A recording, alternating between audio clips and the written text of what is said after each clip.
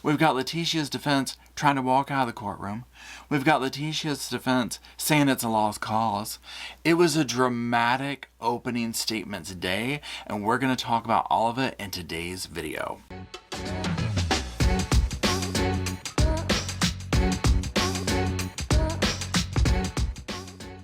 Hello, Sofa Squad, and welcome back to the sofa. That's the sofa behind me. Our trusty sidekick is actually in his little kitty bed back there. He was being a little shy, so we brought his little comfort zone in here. And my name's Paul. Now, like I said in the intro, like you saw in the thumbnail, we're going to be discussing the infamous Letecia Stauch trial. It's now going on. At the center of it is her stepson, Gannon. Now, she has, and it's hard to say allegedly at this point because she's going for the insanity defense, which in a, way admits that yes, I did this, but not in my right mind. So she has allegedly taken Gannon's life, but what is at stake is, does she do it in her right mind, basically. So that being said, what this video is going to be about is the opening statements from both the prosecution and the defense. Now, how we will structure the video is we're going to view some clips of it. Some of the most, interesting parts that stuck out to me that we'll use as talking points. I do urge you to go watch the thing in its entirety. You can view it on Long Crime. There's lots of other channels that are putting it up there, or you can watch it on WebX. Now, I also will suggest that you use earbuds or plugs or headphones, whatever you call them. In my day, they were headphones, the things you put in your ears and little voices come out of them. Some of them got wires, some of them don't. But regardless, the audio is a little bit weird on it, and unfortunately, the courtroom coffer is right next to the microphone. Now, she only clears her throat a few times. I think it's the person, the court reporter, but nonetheless, it does throw the audio off. So that's it. I want to know your commentary down in the comments below, so let me know. And again, I'll make my commentary along the way and then give some final thoughts at the end of the video. So let's just roll the damn tape. This case is about two people. First is Gannon Stauch, an 11-year-old little boy. Came into this world premature, weighing just 1 pound 6 ounces. He proved to be a fighter, overcame the difficulties associated with being born so small. He's survived by his mother, Landon Hyatt, his father, Al Stauch, and his precocious little sister, Lena. Okay, so I wanted to put this in there to start off with so we could learn a little bit about the victim, Gannon. And one thing that stuck out to me during the prosecution's opening where he talks about Gannon is the fact that Gannon started off life, premature and all this kind of stuff, only to be taken out by Letecia, and in such a tragic, horrifying way. At the conclusion of the evidence, the court will give you jury instructions. One specific jury instruction will talk specifically about insanity. It will read that as to the question of insanity, the defendant was insane at the time of the commission of the acts if she was so diseased or defective in mind at the time of the commission of the acts as to be incapable of distinguishing right from wrong with respect to that act, or she suffered from a condition of mind caused by a mental disease or defect that prevented her from forming a culpable mental state. That is an essential element of a crime charge. A culpable mental state is like an intentionally or knowingly. Evidence in this case will show that she could distinguish between right and wrong, and that she was absolutely capable of forming the specific intent required for these charges. So as you hear, the state is lining out what you're going to be hearing from the defense, what is going to be at the center of this case, which is, an insanity plea, an insanity not plea, but defense. Now we'll hear more from the defense attorney on this when he goes into some of the particulars of it, and it's a little bit surprising, but not surprising given the context of the case. Those instructions will go on to give specific guidance on what qualifies as a mental disease or defect.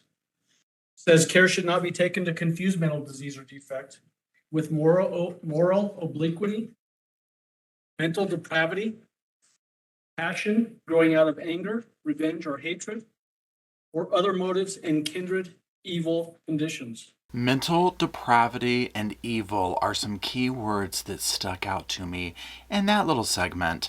And it will be my opinion and my argument, if I was up there as well, that those were the basis for this crime occurring. I do not think that she was insane at the time of this crime. I think that she was fully capable and fully functionable, and she knew what she was doing during, before, and after she did these crimes, and they are horrifying what she did, and the horrifyingness continued with her trying to cover them up. She was completely aware of what she did and how to try and get out of it. On January 26, 2020, something bad happened inside the Stauch family home. Gannon suffered some burns. You'll learn this from a video recording this defendant made that night, January 26th.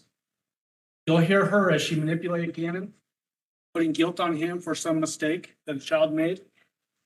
And in that recording, you'll hear Gannon say in his own words, "I'm just worried about my burns." Okay, now he is describing what we're about to listen to, and so again, I'm going to go ahead and give a trigger warning on this one.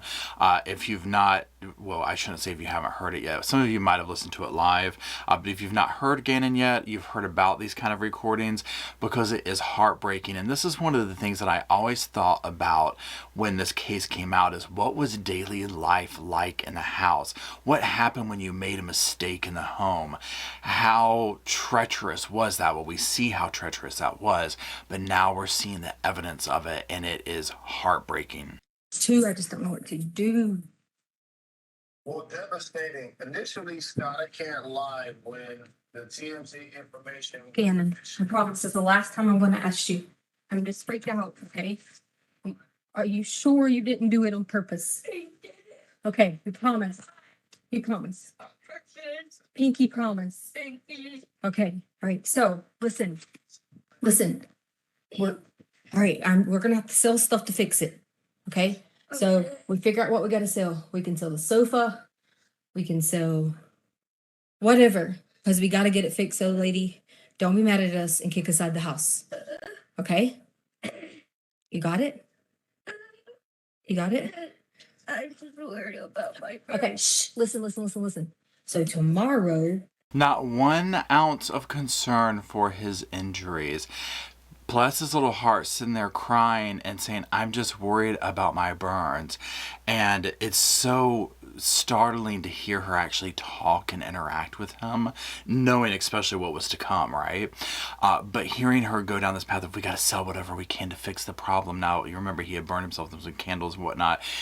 Gannon was a young boy, right? I mean, a young child at that. I mean, they're rambunctious. They do stuff. This is normal kid stuff. And that does not seem to have been able to settle well with her at all. Now, to them be sitting there with injuries, only to have your stepmother saying, we're going to have to sell the sofa, whatever, so we don't get kicked out of the home. Your dad's away on service. I mean, I'm just like, I can't imagine how the young mind would process that. The fear that would instill all the time, where you're like, I'm hurt. That's what your mind is going to stop at that age, right? Like, that's your first and foremost, I'm injured, but now I have to worry about, we're going to lose the home because of me. We have to sell the sofa because of me. What happens when dad gets home? What happens with, and no telling what he knew was to come at her hand, because I do not believe that this was just some random thing that out of the blue, she just lost it this one time. I cannot imagine what he went through when his dad was not around at her hands. The other person in this case is that last voice you just heard, who said so tomorrow. This lady sitting right here, the defendant. January 26, 2020 and into January 27, 2020, she was the sole provider for Gannon. Her husband, Al Stauch, Gannon's father, serves in the National Guard. He was in Oklahoma for National Guard training, left that Saturday night, the 25th. Everything that happened to Gannon from that point forward was her decision. She carried out actions to kill Gannon, to put his body in a suitcase and hide it, to hide evidence of what she did to Gannon. Told numerous stories to investigators to manipulate the course of the investigation. And finally, to discard Gannon inside that suitcase off of a Florida bridge like garbage. Now, I wanted to include that because it was a little overview of what took place. For many of us who watched this unfold live, if you will, all the way down to the leaked, court records that came out where we learned of the injuries and what happened to him, which, I mean, there was audible gasp in the press conference, right? I mean, it was that heartbreaking and horrifying what he went through. But this is the part that I'm talking about where I'm like, this is someone who is actively covering up a crime. I mean, the things that she went through to hide his body. And one thing I always revert back when I see situations like this, and I get that everything is different and every person is different. Yeah, but if you look at cases like Andrea Yates, who truly there was something going on with that tragedy, right? There's just no doubt. There was documented evidence. This was a very, mentally unhealthy person. And then you compare it to a case like Letecia, where none of that was going on. To me, this whole insanity plea is a last-ditch effort because the evidence is so overwhelming. There's no way you can say not guilty. You have to admit to doing it. But your only hope of getting out of anything is to say you're insane and to at least try and save face at that matter, because anyone with these kind of charges, it's not going to bode well for her. The defendant then intentionally came up with numerous different stories about what had happened. Gannon was missing. Went to a friend's house and never returned. Gannon was kidnapped and she was raped by a guy named Eduardo. Gannon was kidnapped and she was raped, but this time by a guy named Quincy Brown. She went to look for a bike up near that Douglas County, El Paso County line. Gannon test rode that bike, crashed, and suffered a horrible head injury. And a guy named Quincy Brown takes Gannon, and now the defendant doesn't know where Gannon is. Cartels were somehow involved with Gannon's disappearance. And most cruelly, that Landon Hyatt, Gannon's mother, was involved with Gannon's disappearance. Letecia pulled no stops, right, and how she was going to try and get out of this, what she did to Gannon. And this overview, again, hearing the state prosecutor go over it and then just reliving it in my mind with each thing that came out, it was just grander and more bizarre, and she would have numerous innocent people sitting in jail, including his own mother.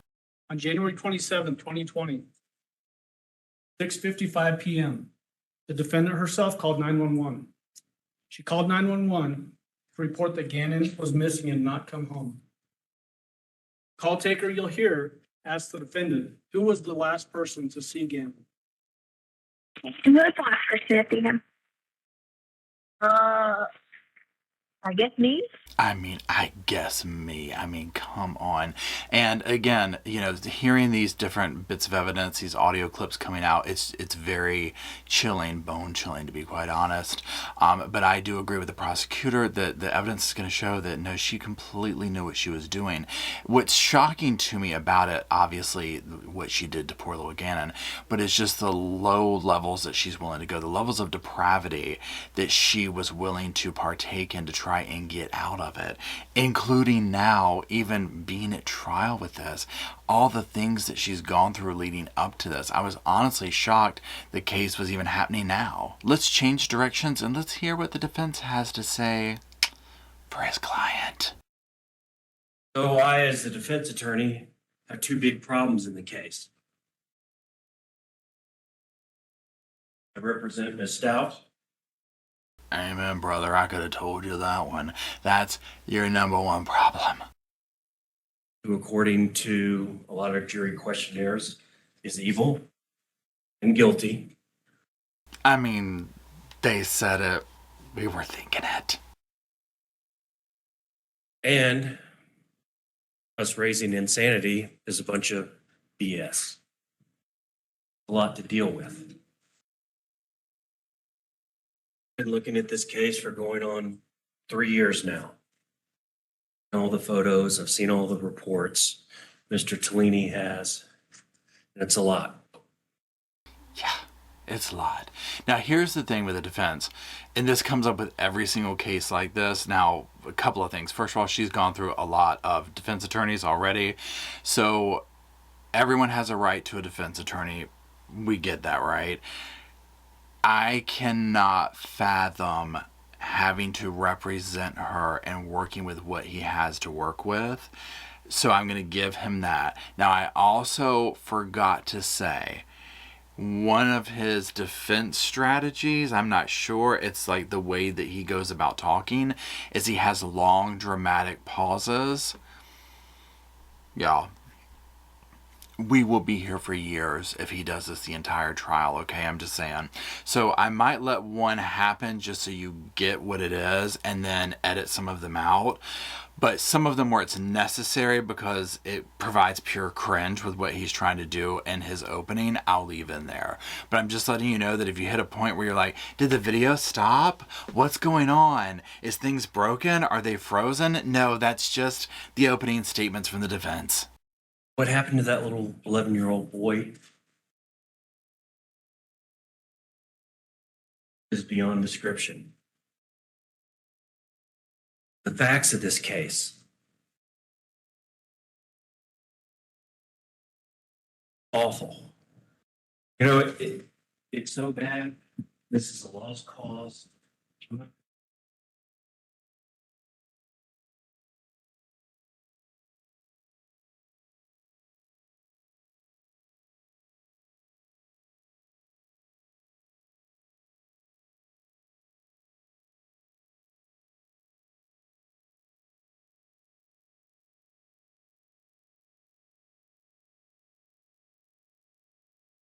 Ladies and gentlemen, I can't quit. I can't leave this courtroom. This is me right here. This is me watching that part. I was like, I can't. The secondhand embarrassment is like, I want to crawl under the table. Now, you know, the judge and the state were like, they believed it probably, right? Unless he told them, they were like, oh my God, he's really going to do it. Because they were like, I would have too. The judge is like, look, I might retire after this one, right? And the state was like, look, I'm glad I'm on this side of the fence. Because let me tell you what, I would have been gone. That being said, it was so cringy. Now, I am all for, whether it's the state or the defense, bringing into openings and things of that nature, whether closings, whatever, their arguments, if you will, visuals, some form of dramatics, a show and tell, if you will, emotion. It's part of that. It's part of the victim's story. It's part of the story of the case. Here for it. But if you follow me, then you know I usually will say it needs to be believable, though. I did not buy this from the defense. This felt rehearsed. It didn't feel real. It felt shock value-ish. But again, he doesn't have much to work with. He's going to have to address the elephant in the room. And the elephant's name is Letecia, and all of the BS that she has drug up and the media attention around it. It is a huge hurdle to get over. So I will commend him for trying to call that out during his opening statements, because you have to address it. There's just no way to get around it. It's like Alec Murdoch having to say something about being at the kennels, right? It's almost like you're going to have to address this because the bell has been rung and everyone can hear it ringing for miles away. I can't do it because it wouldn't be fair. It wouldn't be fair to the court system, the process, and it wouldn't be fair to Ms. Stauch. Now, you already know what we have to think about when he's talking about it's not fair to her. But it, again, you know, I get why he's saying it, but it just kind of, you know, it rubs us the wrong way. But he's going to address that too. And I know people will say, well, who gives a shit about what's fair for Ms. Stauch? I mean, again, we were thinking it. He said it. I get it. We've lost. Mr. Cellini, we lost. Ms. Stauch, we lost. We have lost in the court of public opinion and the media. Now, I would have been like, okay, is everybody cool with this? Okay, we can wrap this up right now. We can save the victims having to relive this horrible nightmare. Go on, send her to Old Sparky or whatever it is we do in this damn state. I can see it in your eyes, ladies and gentlemen. A lot of you, as far as you're concerned, I could burn in hell for representing Miss Stauch. A lot of you won't even make eye contact with me. Now, I don't know about the jury, I can't speak for them, but for me personally, at this point in the game, it wouldn't be so much of he has angered me, because again, I get she has to have a defense attorney, right?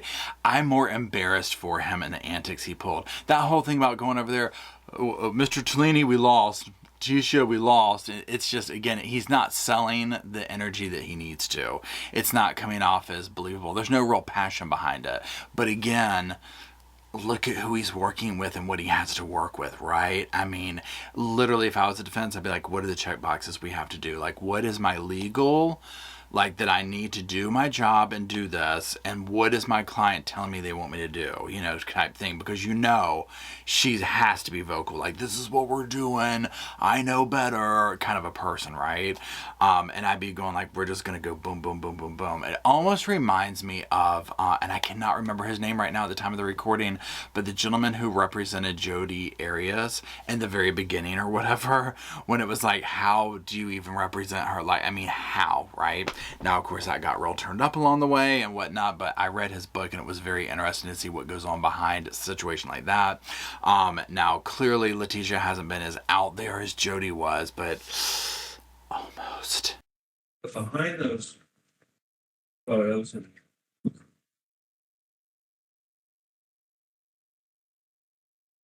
smiles, Stauch. Oh, you. Yeah, I did. Okay. Stauch was hiding.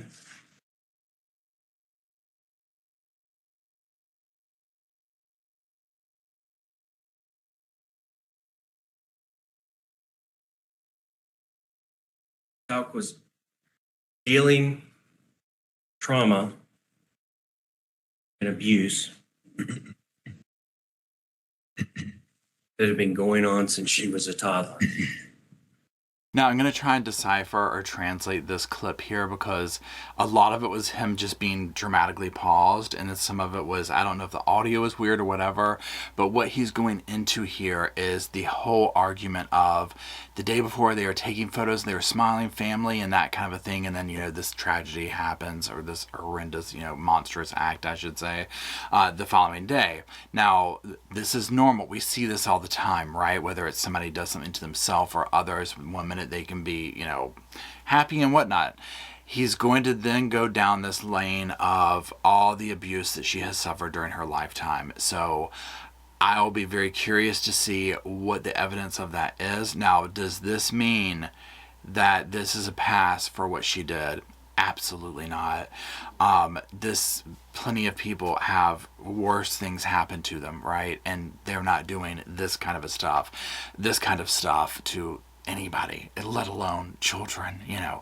And so I just wanted to put that up there because it goes down there so everybody's aware this is the angle he's going with, and it's going to get even more twisted. Let's keep listening. Psychological ailments and issues psychologists and psychiatrists use to diagnose things. It's listed, accepted in the scientific community issue, a real issue, dissociative identity called multiple personalities. Now, whether you believe or their experts believe what our expert believes about whether it was present in Ms. Stauch's case, different issue. But you must, to be fair, impartial, and unbiased, you must believe that it is a possible defense. It is a valid defense. It is a valid defect or disease of the mind. Okay, so it appears that she is going to be using the dissociative identity disorder. Again, this is just a very quick sprinkling of things, and we'll have to see how they're going to angle this when the testimony comes out and whatnot. But just the way he's doing it here in the openings and saying it needs to be considered, that's totally making me think that that's what they're going to do. I am not shocked because it's Letecia. I mean, if you've been following this, we have her saying that the peanut butter sandwiches are talking to us. She's fine 1 second, not fine. You name it, she has pulled it out. I personally think she is going to use any excuse, any ailment, any disorder that she can to try and get out of this and cause harm to those who really suffer from these things. I think it's another way of victimizing people, to be honest, in populations. I think that she has no barrier to whom and what and how she'll victimize others. Reason is there is no motive. There is no reason.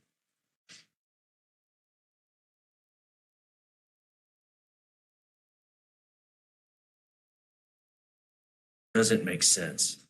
It's insane. Smiling photo. Next day, Gannon's gone. Or the person that she was killing that day, attacking. I wasn't Gannon. Wasn't Gannon to her. Wake up that day and go, I'm going to kill him. No. She was killing the demons. Her life from the dark depths of her childhood and her life. The absolute horrible things that she did to Gannon are things that will haunt you for the rest of your life. I pray for the jury who has to look at the photographs of these things. And I didn't put in here the list of stuff that she did to his body. I'm talking stabbings, I'm talking gunshots, I'm talking you name it. But I will say that he fought back. He had defensive wounds. So he was a strong fellow, and he tried to stand up to this monster. But she was too much of a monster for him and probably anybody she went up against. And as we see here, we're trying to excuse it away with, that wasn't Gannon, that was her own demons and this and that. No. Absolutely not.